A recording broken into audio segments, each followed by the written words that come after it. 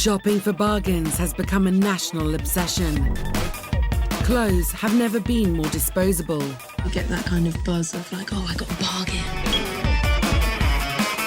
But would our passion for throwaway fashion be so strong if we knew how our clothes were really made? It doesn't really affect me if it's been made by a 3-year-old or a 50-year-old. 6 fashion fanatics have swapped shopping for India to find out firsthand what it takes to make us look good. Amongst them are ad man Richard McIntyre. They've called them, sweatshops, and they've said it's child labour, but I'd quite like to sort of get my own opinion of it. Aspiring fashion designer Tara Scott. You can know that something's going on, but if you haven't seen it, then it's almost like is it real? Which truth do you believe? And shop assistant Stacey Dooley. I don't give it any thought. India's so far away, I don't really think.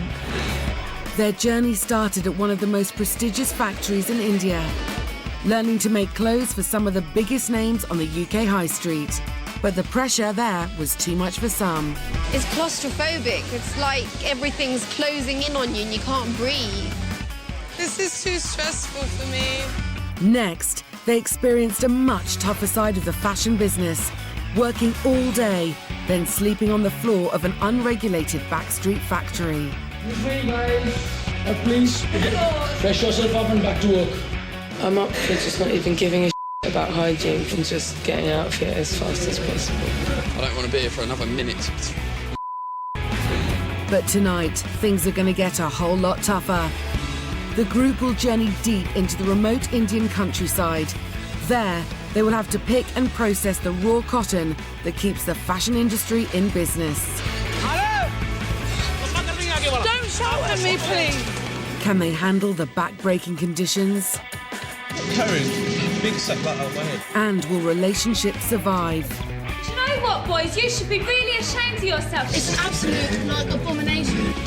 As they have to live on the lowest wages in the garment industry. Can we pay you 30 now? No. And then 20 in the morning? Money. Excuse me, you've just ripped me off. Or will coming face to face with the darkest side of fashion rip them apart at the seams? It's the worst place I've ever been in my entire life.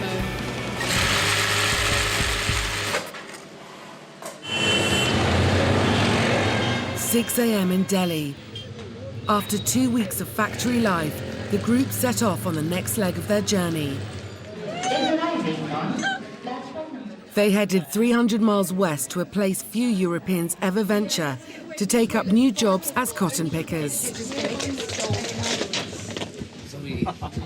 But before they could take on the cotton fields, their first challenge was to get there. So this is what hell looks like. Just like the other migrant workers headed to the harvest, they had to travel third class aboard a packed Indian train. The smell is just unbearable. What was that? Oh my God, what was that?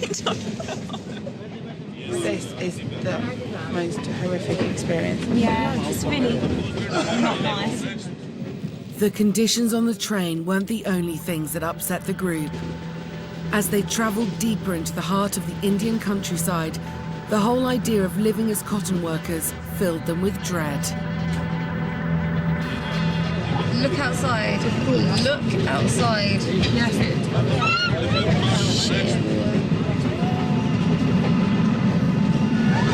I just think it's going to be horrible. You're going to make us sleep in a mud hut, I know it. After a grueling 300-mile journey, the group arrive at their destination, uncertain of what's in store. It's a bit like a ghost town, or something like from the Wild West or something, it feels like. That sort of feel. Maybe we'll bump into Butch Cassidy and the Sundance Kid around here somewhere. Ratia is a remote farming town and will be their home as they start working at the bottom end of the garment industry. Here they'll have to pick the cotton before moving on to the mills that process it.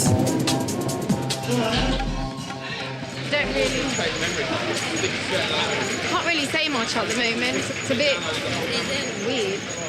Few Westerners ever visit, let alone stay in this part of rural India, and the sight of 6 Brits in the village is causing quite a stir. think they've maybe never seen a white person before, or I don't know. It's a bit scary, a bit intimidating. It's really bad. I'm actually a bit frightened. To make matters worse, they can no longer rely on the factories for food and shelter. Now they must feed, house and support themselves, just like the other workers. Their first job will be picking cotton for a local farmer. But before they start work, he has arranged for a landlord to help them find somewhere to live. The first place on his list is a single room that they must share. It's in a block housing 30 other people. Oh my God. I'm not staying here. No way am I staying here. How much is this place? 30 rupees per day. 30 30 rupees a day. 30 rupees is around 40 pence. Most cotton pickers' families have to survive on just £1.20 a day. A room like this is just about all they can afford. Yeah, I like it. It's rustic. It's got a lot of character. Comes with transport as well. Well, it's not exactly a 5-star hotel, is it? The room is really sort of dingy and dirty. It just might make us ill or something. The Brits are not prepared to live here. They want to know what else is on offer. Need a little bit of tidying. Dusty, but... Like most labourers' homes, this place has no gas or hot water, and the bathroom is very basic. It's nowhere near as nice as the last place. This one There's doesn't no even door have a on door. the loo. If we could see something kind of like this, but with better bathroom and toilet facilities, that'd be swell. Having rejected the first two options, they asked to see the best property on the landlord's books. This is interesting. Stinks like shit. We don't have a proper shower. So basically you've got a shower with like just water, cold water. This is our bedroom. I'm nervous about the price. How much? 50 rupees one day. 50 rupees. It's not bad, is it? At 50 rupees, around 60 pence a day, renting this house will swallow most of their wages. If they want to live here, they're going to have to work harder than ever before just to pay the rent. What do you guys think? This is the only one that really provides us with, you know, a place that's relatively clean to sort of sleep, and you've got a toilet where at least you've got some privacy in there. There is a real stench there. Yeah. It smells, but at least we have a bed. Can we take this place? From now on, they must pay the landlord cash in hand, every day, no excuses. This is our Home place. sweet home. Smelly home. No. Unfortunately, I suppose these are the conditions that the workers do find themselves living in. And if we're going to live the life of a worker, then I suppose we're going to have to live in something that resembles this. I suppose it could be worse, but then I'm thinking to myself, I don't know how.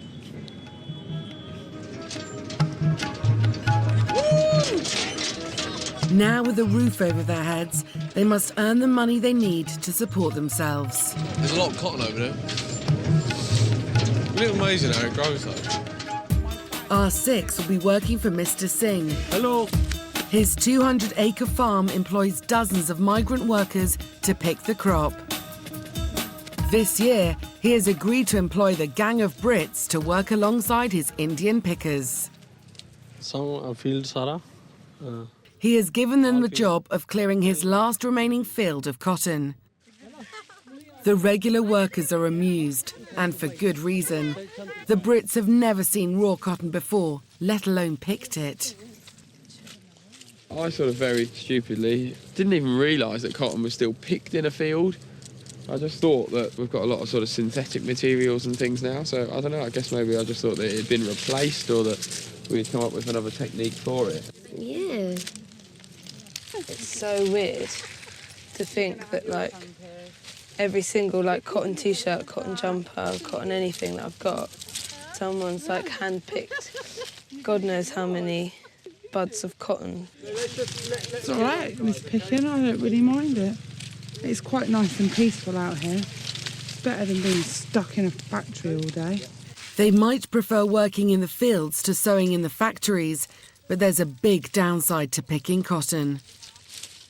Because of the West's increasing demand for disposable high street fashion, the price of cotton is at an all-time low, And after only an hour's work, Mark discovers just how little the workers get paid. Mr. Singh, how much do you think is that in weight? 3 kg. 3? 3. You get paid 2 rupees. Per kilo. If it's 3 kilos, it's 6 rupees. I've worked about an hour, I'd say, probably picking that for about 7.5p. Decided against it. I don't want to work for 7p an hour. Mark Steadman is a 24-year-old account manager from Essex who likes to dress to impress. You want to feel good. Looking good is an expensive hobby. It's not just hundreds of pounds, it's actually thousands of pounds when you actually really look at it. It's scary. Got how many wraps do you want? 1, 2, 3? 2. Life at home is just Mark and his mum Tracy. Yeah. He loves being pampered. He loves, oh, you've made me a cup of tea, oh, you've done me dinner. He's a mummy's boy and I'm proud of that. This is one of his favourites anyway. He loves this. I mean, I could see where people were coming from. They were to say I was a mummy's boy, but I mean, she's the closest person in my life. The longest time I've ever been away from mum is actually 2 weeks. Put your T-shirts in first because they don't crease as much. They can be pressed down, can't they? Oh, okay. Children who live at home, Mark's no different. They don't know the value of money until they've actually moved out and start paying for things themselves, like rent, bills, food. You know, so to him, money's no object when it comes to buying clothes because he's got nothing else to spend his money on.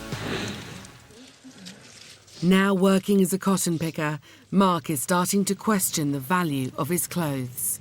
It's quite mundane, it's quite boring, but I think the worst thing is the fact that obviously how much they get paid. I mean, it's even quite low in relative to how people obviously sewing are getting paid. How much do you get paid every week? अगर 8 बजे आइए हम खेत में तो 100 रुपया बन जाता है अगर लेट आइए तो थोड़े बनते हैं 100 rupees a day, gosh.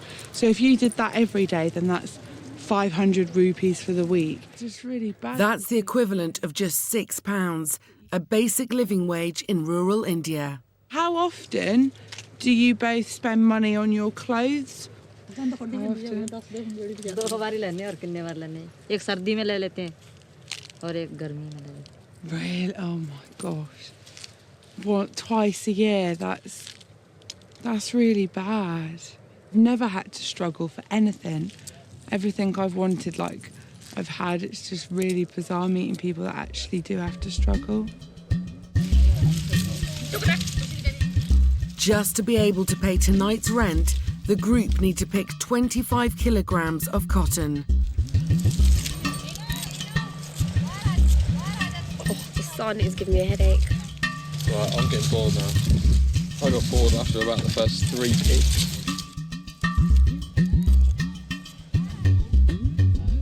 But it's not long before there's a setback. But it's making me sick. Amrita suffers from allergies and thinks the cotton may have set off her eczema. I can't breathe right now.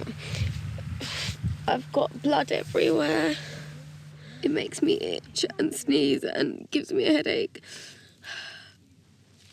It really irritates me that I can't work here and I can't enjoy it.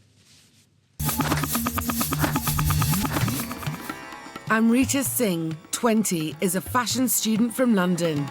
I think cheap fashion's great. British Asian Amrita has never given much thought to the workers who make her clothes. I've seen like labels that do say like made in India, made wherever, but at the end of the day, it doesn't really affect me if it's been made by, you know, a 3-year-old or a 50-year-old. Since she's been in India, Amrita is starting to understand how tough life for the workers can be. It's claustrophobic. It's like everything's closing in on you and you can't breathe. If anybody told me at home and I'm only giving you like £1 a day to do so much work, I would just not work. I've been to India before, I've never had to experience anything like that before. But now, working in the cotton fields, Amrita is yet again having a hard time. I'm just annoyed because, yeah, I really wanted to like help out with the cotton picking and stuff, but if it's affecting my health, then I just won't do it. It's just making my skin really bad. I don't know how the rest of the team will react, but it doesn't bother me because when it comes down to my health, there's nothing else more important. It would have been quite nice for her to just point that out at the beginning and just sort of say like, oh, although we're working in a cotton field today, I'm actually allergic to cotton and fields. So I just, yeah, that's about the only thing really. But other than that, you know, she's done really well. With Amrita unable to continue, the remaining 5 are going to have to work far harder if they're to pick enough to feed themselves and pay the rent.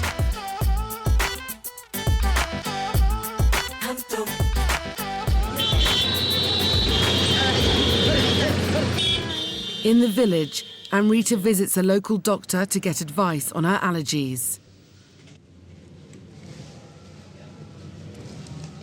Me. Like, seriously. There's an allergic problem. I can write on one ointment, you apply on it, and tablets, you get it. Right, okay. It will be all right. By tomorrow, you should not do this work. The doctor insists that Amrita stays away from raw cotton, but he suspects the cause of her rash could be more than just her allergies. You don't like India? I do like India, but not this place. Thank you. I think you kind of realise that I'm a bit stressed out. I think the living conditions here and living quite poor is a bit tiring and does stress me out a bit. But it's a challenge, so just got to get on with it, really. Back in the field, the group is struggling to pick all the cotton. And now Mark is starting to suffer. When you're cotton picking, you've got too much time to think. So I'm kind of missing pretty much everything about back home now. My mum, my friends, oh God, I'm going to say it, but my job, just food, lifestyle, creature comforts, the whole lot. I'm definitely missing home now. Definitely missing home. It's 5 p.m. and the day is drawing to a close. The group needs 50 rupees to pay their rent, plus money for food and other essentials. It means they must pick at least 50 kilograms of cotton, a tough order given they are one person down. No, it's 26 to be.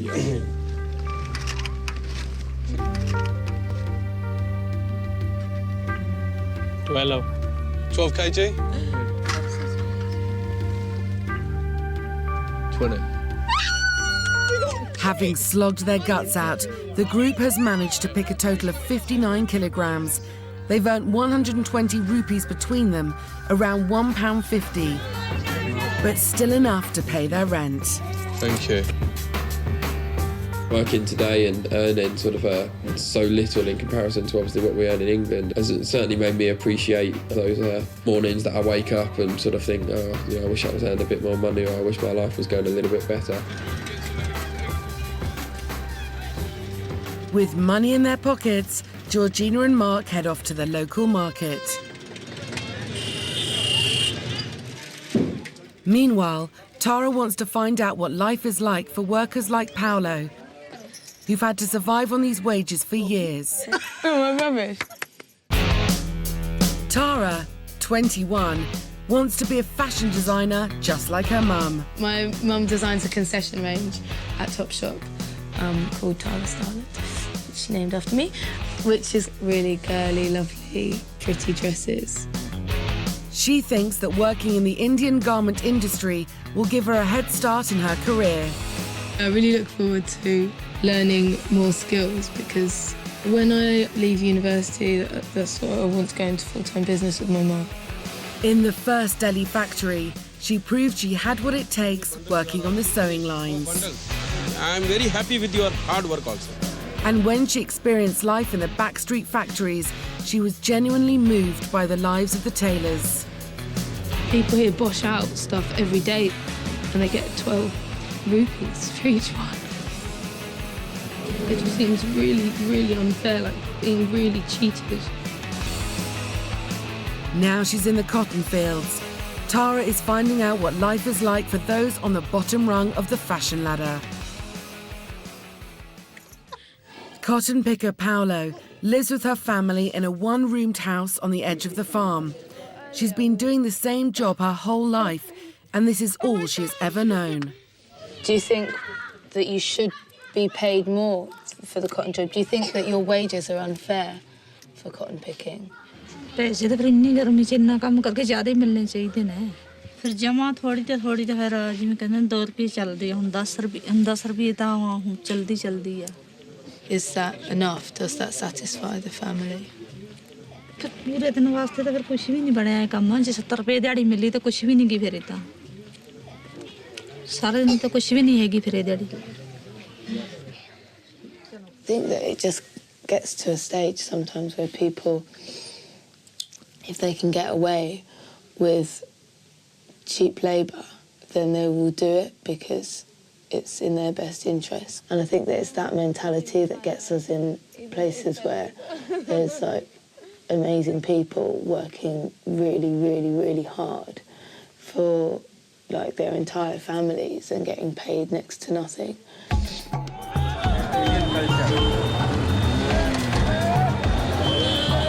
3 kilos of rice. We've got coriander. We've got garlic, potatoes. Despite money being tight, they have managed to buy the essentials and survive their first day. Thankfully, it has turned out okay. I mean, we searched for obviously as much food as we possibly could. I mean, it could have been a hell of a lot worse. But tomorrow could be a very different story. It's quite scary thinking that we've got to live off our wage for tomorrow, but I think that it will make us work a lot harder and kind of take the job a lot more seriously because it'll be our bellies that will be suffering otherwise.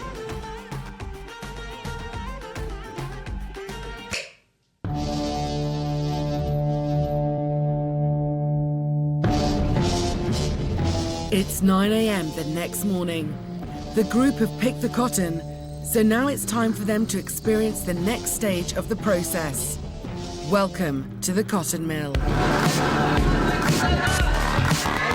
Every day, ton after ton of raw cotton arrives here from the nearby farms and is piled high outside the mill. The group's job will be to feed these huge piles through a series of machines that clean and purify, making it ready to be spun into cloth. If harvesting under the Indian sun was an eye-opener, life in the mill will be a revelation. This really is the most physically demanding job anywhere in the fashion industry. Today, the Brits will have to clear this 15-ton pile of raw cotton.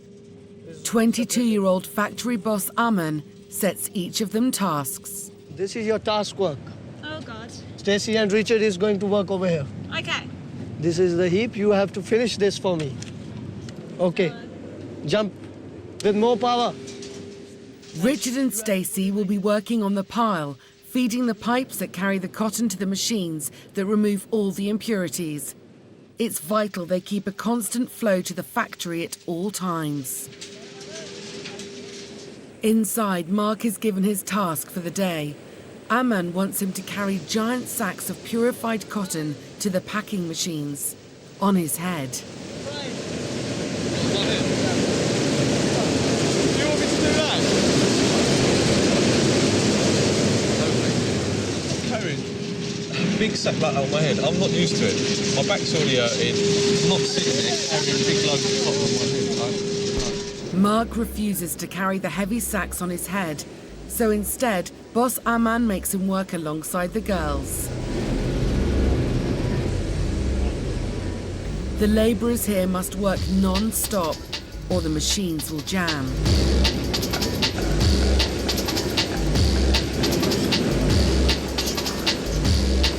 This job that I'm doing now, probably the most hard work that I've ever done in my life. I've got cotton in my eye, cotton in my throat.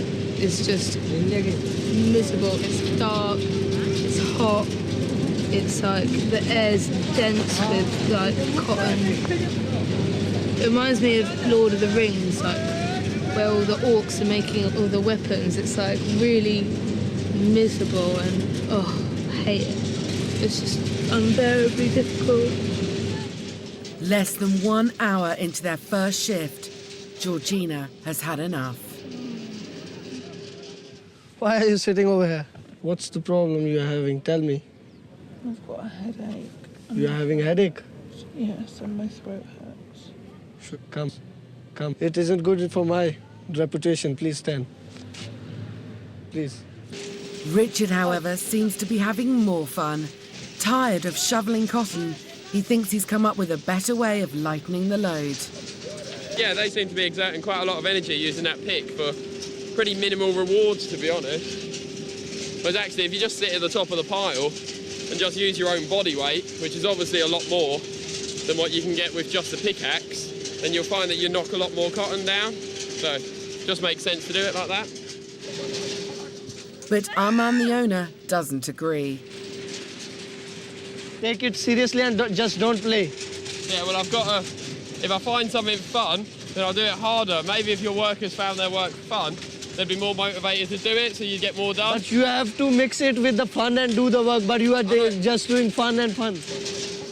He doesn't like to see people having fun because he thinks that means they're not working.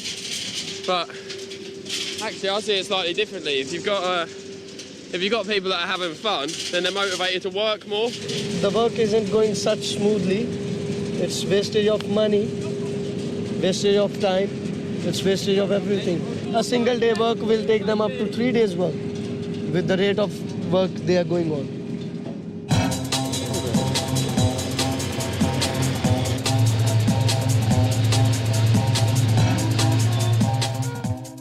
Meanwhile, Amrita, who is still under doctor's orders to avoid contact with cotton, has stayed at home. I don't really know if anyone collects rubbish around here, but it's just making a big mess. So maybe I should just leave the rubbish out here and maybe someone will come and pick it up. Although they've only been living in their workers' home for a day, already the basic conditions which they're not used to are beginning to take their toll. And there's one thing in particular that Amrita is struggling to cope with. This is our bathroom. The guys have left like a really, really gross mess in the loo, Richard and Mark. And Mark openly admitted to it. And they've left like a really gross mess in the loo, and it's all blocked up and unusable, and I wouldn't really go in there. That's mean.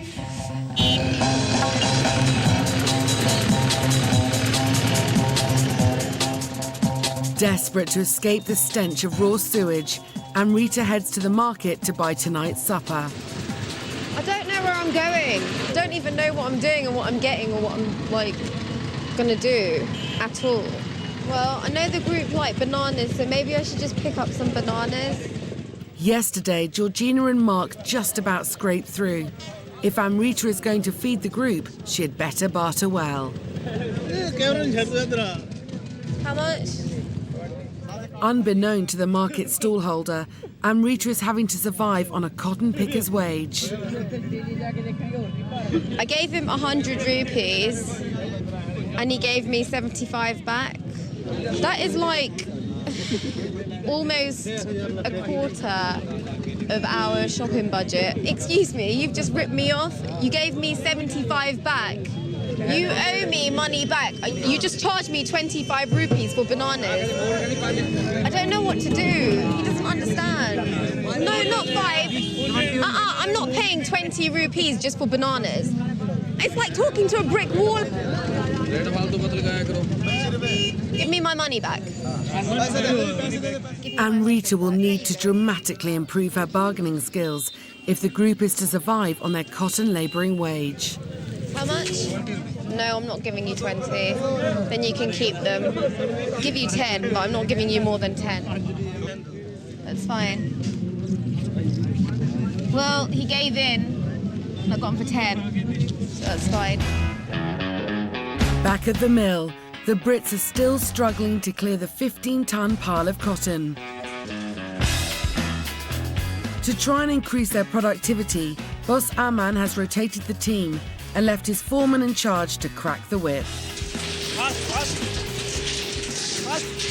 Yes, I am!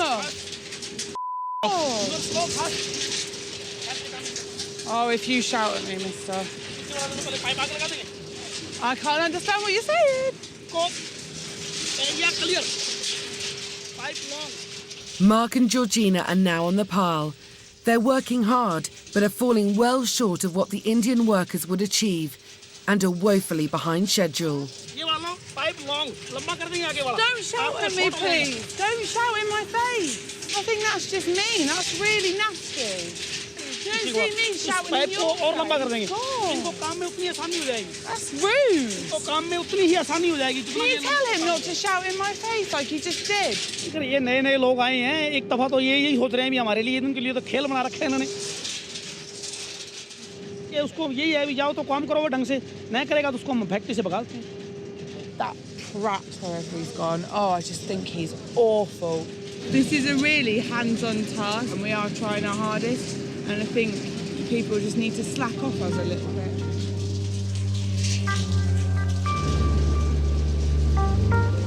It's 7 hours into the working day, and usually the whole pile of cotton would be cleared by now. Desperate to get the job finished, Boss Aman gets the whole group focusing on one task, but still they have made little impact. Yeah. Then suddenly, they're set back even further.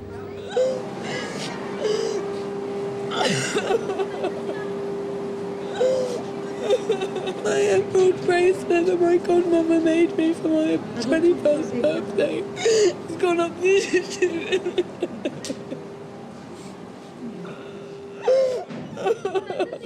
We was right by the pump pushing the stuff in, and Tara's just had her 21st, and her godmother made her like this emerald bracelet, and it was really expensive, and now we've lost it, and now everyone's trying to help us find it.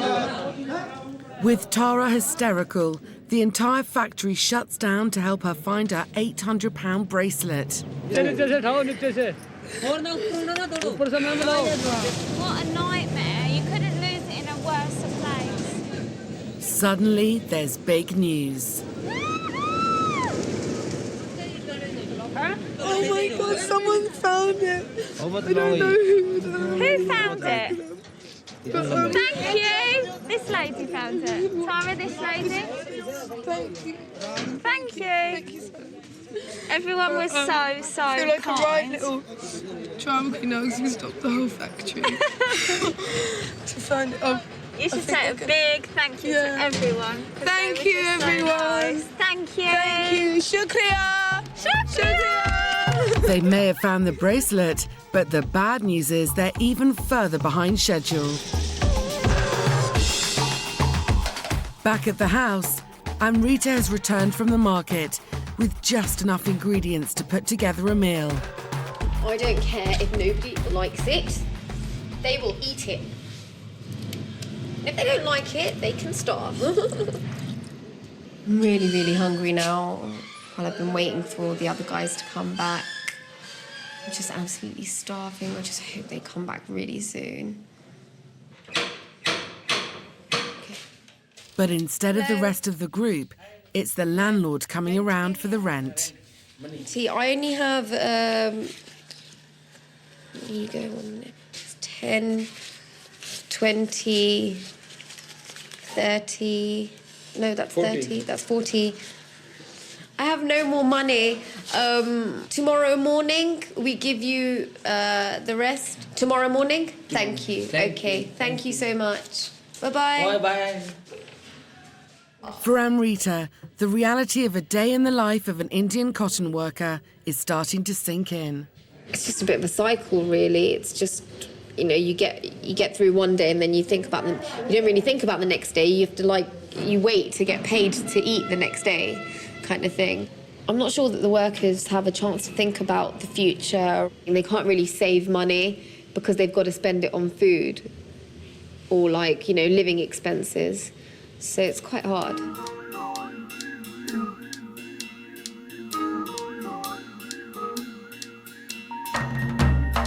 I'm so hungry, I could just eat this cotton wool. It's 9 p.m, and back at the mill, the exhausted Brits have stopped working. But the pile of cotton is only half cleared. You haven't completed the job till now also? Why? Because we did loads and we've had a bit of a drama today as well. What drama? We're coming back to finish it tomorrow. No, I want you to finish today. No, I'm tired. We have done so much today. I'll provide you with sweaters. And we're Pullovers. hungry. I will provide you pullovers, but you have to work today. Chalo, they'll work today. No. Put on the switch. No, you have to go. We're too hungry. We'll starve to death. No, you won't starve today. And to make matters worse, a fresh delivery arrives, but it can't be unloaded until the Brits' pile is finished. You have to do the work today. Because if I am having a new delivery, only 2 hours more. Even if we work solidly, the 6 of us, not until tonight. 9 p.m. Not six of you. There will be my workers also. Tonight, for me, is not an option, only because I am starving. What do you think, Mark? Are you up for working? Look, I think we've worked hard today. We've worked really hard. He's almost come in and said that we haven't. Yeah, basically. We can't expect someone to come in and work like people who've been doing it their whole lives. I'm not doing it, I'm going. I know what you guys want to do. We're going to go home if that's all right, thank you. Sorry, I'm going. It's lovely to meet you. Thank you. I mean, I did work hard there. I built up a sweat. I mean, my T-shirt was quite soaked through. And then just to be told that you're not working hard enough, you're not working like an Indian worker, I don't have to take that from him. He's got his own Indian workers to work on it, so I'm sure he'll be fine. I thought that they could understand my problem and stayed. If I would ask my regular workers to work for me for an hour or too much, it's my necessity or it's my problem, they would have understand and I would have paid them extra money. They would have done the work. With Mark and the rest of the group refusing to go back to work, Aman's regular workers must clear the rest of the pile that the Brits have left behind. As a group, we've come to the decision that we want to go home. At the end of the day, I'd be lying if I said I didn't feel slightly guilty, because I do. But basically, we've worked so hard today, like really, really hard. We just haven't got the energy anymore. I think the conditions they probably work in and the hours they work are not great, and I couldn't work those hours, but you can't take someone out of such a comfort zone that I live in at home and expect me to come here and, you know, adapt so quickly, and then, for me, it's not good. I know that I personally would be happy to pay a little bit more for whatever I'm buying, to know that it hasn't been made in horrible conditions, getting paid next to nothing. It is sad to think that, you know, these people struggle after they work so hard, because it's not like they're lazy buttheads just sitting on their butt. It does make you think something's not quite right here.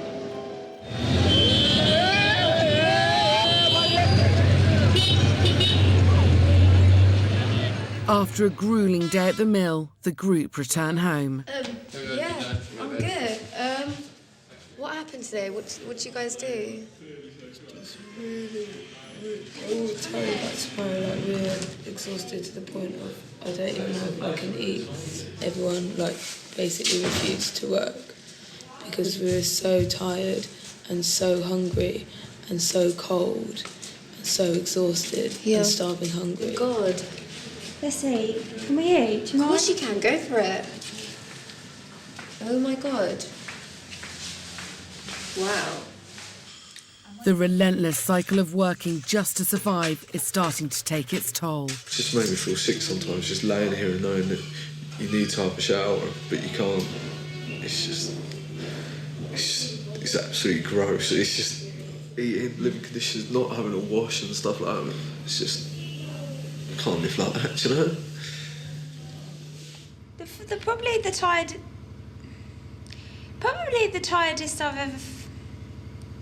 Apart from this, the tiredest probably I've ever felt was when I was a newborn baby. I'd just been born. You know, babies are always sleepy. That's honestly how much sleepy I feel.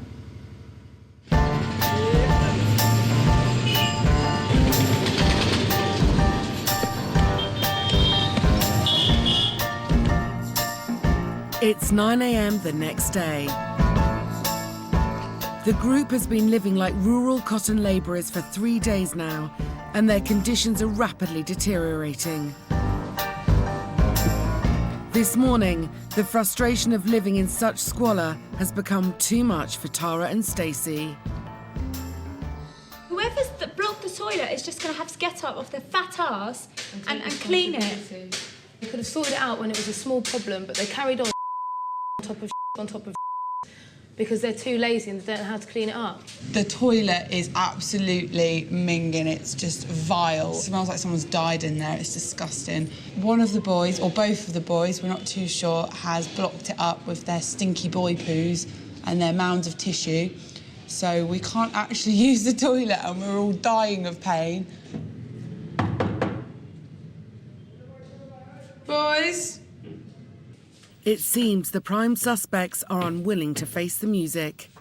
I can't believe they've locked themselves in there. It's so pathetic. It's locked from their room, the toilet there.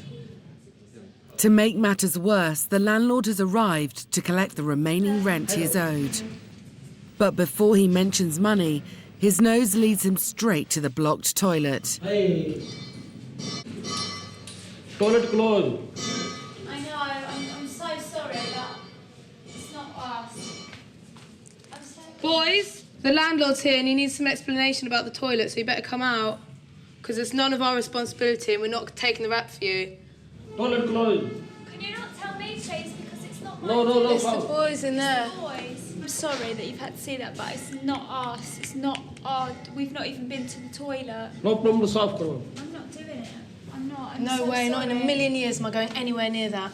Do you know what, boys? You should be really ashamed of yourself, because I'm out here and he's telling me to get it cleaned.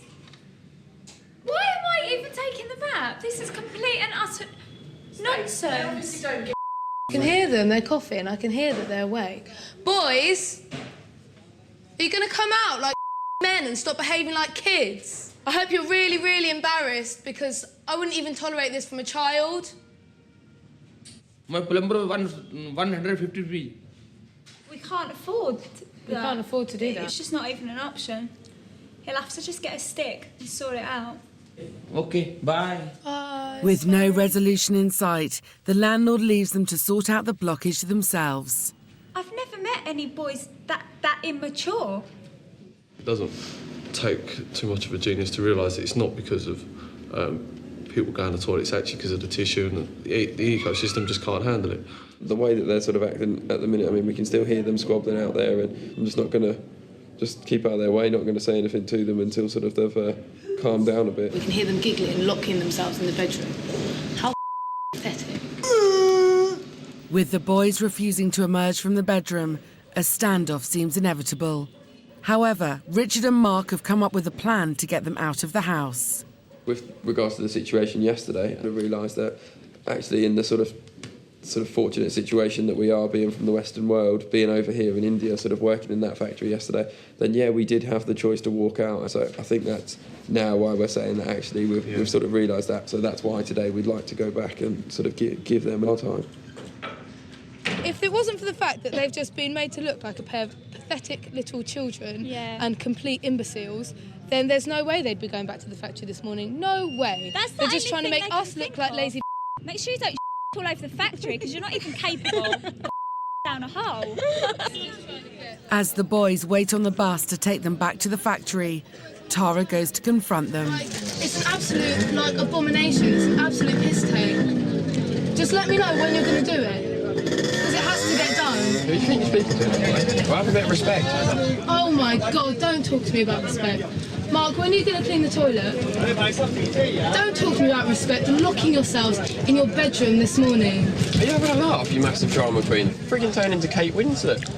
Okay, well, I just want you to know that this loo needs to get cleaned, and it's none of our responsibilities, and I just hope that you are going to take it upon yourselves to do it. And I think that it's an absolute joke that you're going to the factory now pretending like you give to try and clear your names because you've looked like such a pair of wallies this morning. And, yeah, I hope you have a great time.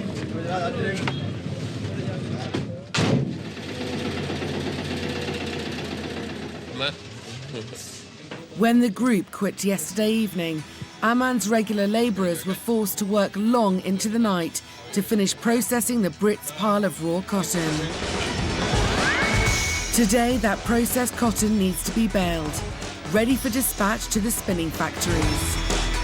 It's in this baling unit that Richard and Mark will be put to work this morning. Will it be okay for you? As long as I don't have to carry that on my head. It's risky job. Risky? Watch your eyes, Mark. Watch your... Fuck me. I think I've lost the shoe. To create one bale takes 12 sacks of raw cotton.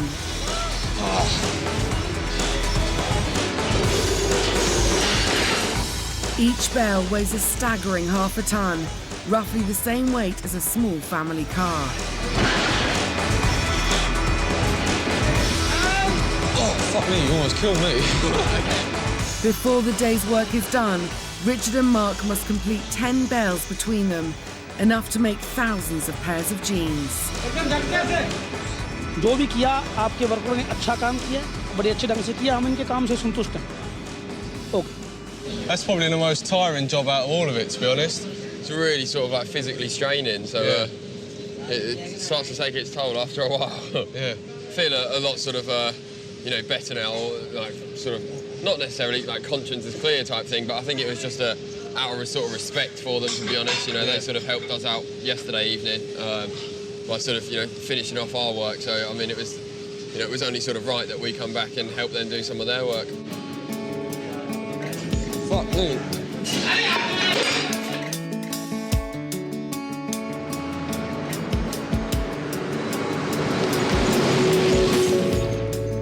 Having finished a physically draining job, the boys return to their cotton labourer's home.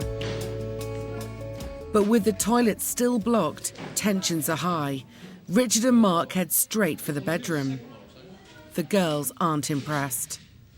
They have no intention of cleaning that bathroom. But I'm not doing it, and you're not doing it, she's not doing it, she's not doing it, so... No one in the bloody world should have tried to do it. And then I thought, why should I do it? It's not my job. It's nothing to do with us. Mark took about 100 in there. He even said that, he told me.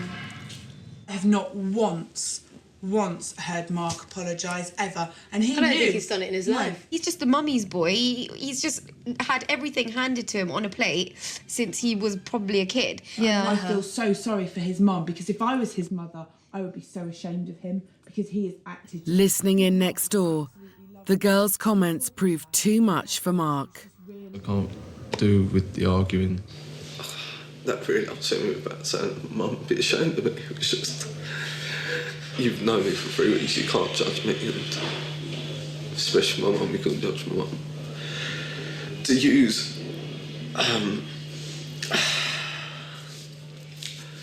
someone who's so close to me as a part of a personal attack on me was quite low, really, really low.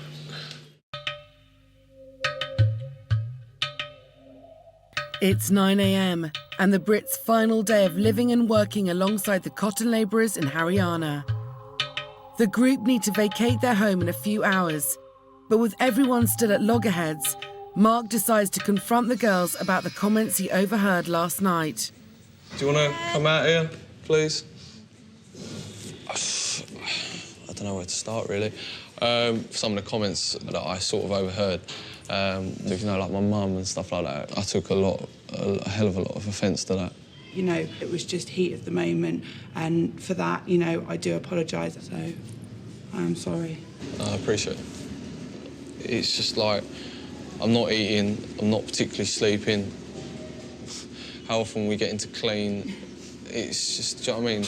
And all that, it's just, it takes a massive toll on me. And it is quite hard, and that's why I've been withdrawn. And, when we sort of came here, I was quite buzzing at the beginning of the week, because for the first time I thought, actually, I might get a good night's sleep here, and it's not actually that dirty here, and hang on, I've got some food I can relate with, and I probably would eat back home, and I thought, hang on, I could probably start enjoying myself again. But, I don't know, but then also a combination of being homesick and stuff like that, I don't know. I just think that, we're all having the same issues as you are, but we're all just dealing with it in different ways, and, fair enough, you haven't been able to deal with it that well. I think now we've just got to figure out whether, we can all be civil and get on with the rest of the experience. All right, cool. Speak to you in a bit. With a fragile peace brokered, all that's left is for the group to pack up and reflect on their week spent working and surviving at the bottom rung of the fashion industry.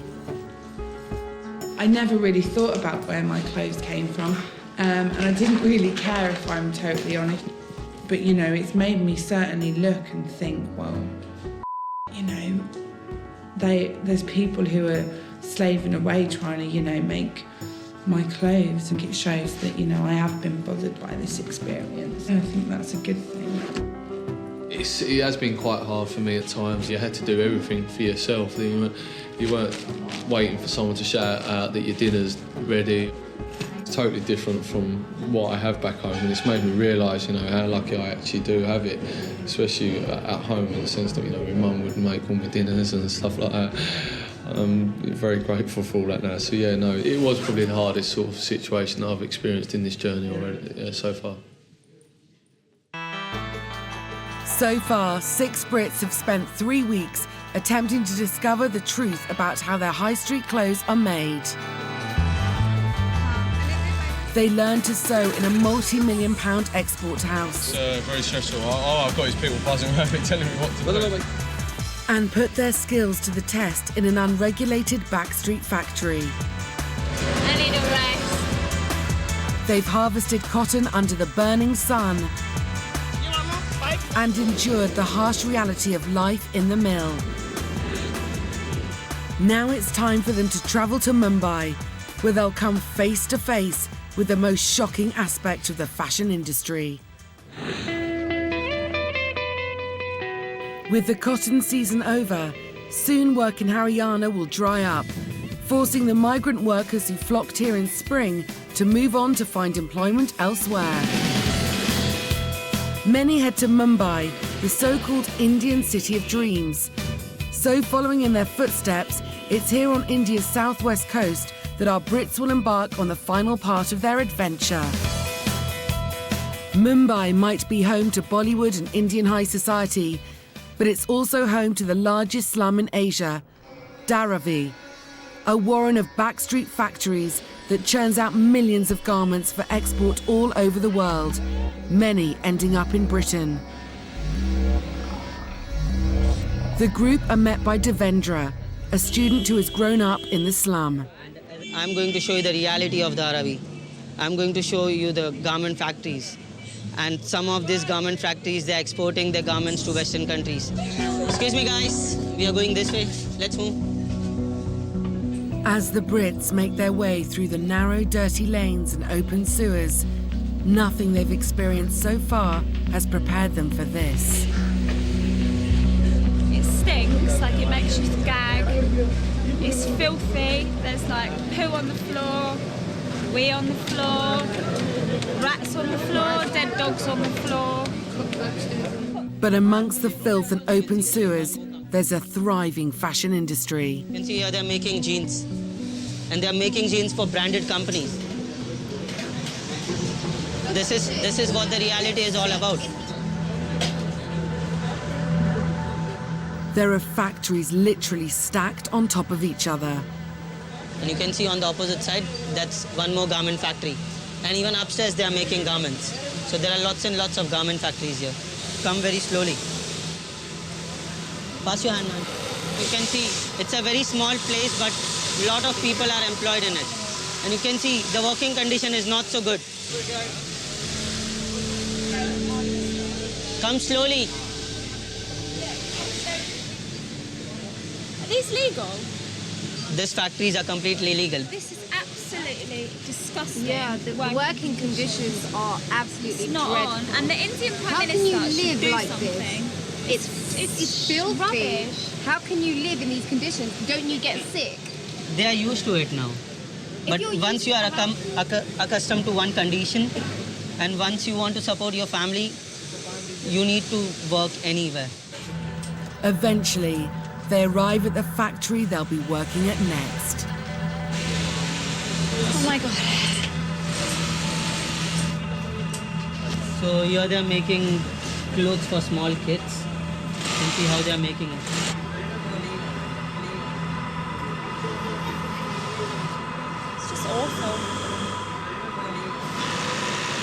on earth.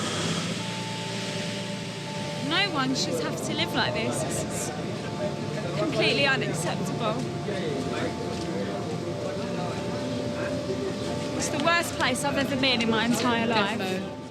Coming up next time, the group face their toughest conditions yet, working in the largest slum in Asia. Oh my God, a bit of the ceiling just fell off. It's the final leg of their journey, and things are about to get a whole lot worse. Conditions are just really, really, really just miserable. Dirty, filthy, disgusting place to work, and it's just not safe. They will come face to face with the darkest side of the fashion industry. If someone asked me to describe hell, this is what I would describe. And try to find an alternative way of getting clothes made. When you buy this handmade product of Creative Handicrafts, a fair trade organisation, you make our world a less unequal place. As they return home to the UK, will the 6 fashion fanatics ever feel the same about their clothes again? Just bits of material that we wear, and you know, there's more to life than just the clothes.